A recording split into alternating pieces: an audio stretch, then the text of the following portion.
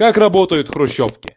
Песик живет в будке с женой, да не один, а еще с другими семьями. У них общая кухня, ванная и туалет. Песику тесно, ни псинку не обнять, ни инстасамку послушать. Тут в будку заходит лысый пес и говорит: «Я снесу вашу будку, а взамен построю целый дом бесплатно». Песик счастлив, наконец-то он будет с женой один в собственной комнате. Он подходит к псу и говорит: «Я хочу жить в доме». Тот ему отвечает: «А у тебя щенята есть?» Песик в шоке, он бежит скорее к псинке и говорит: «Нам нужен дом». Жена сразу все понимает и начинается жахич. Песик бежит на завод, забирает справку с работы, потом бежит в роддом и забирает псинку с щенком. И вот теперь вся семья живет в бесплатной квартире. Раньше было лучше.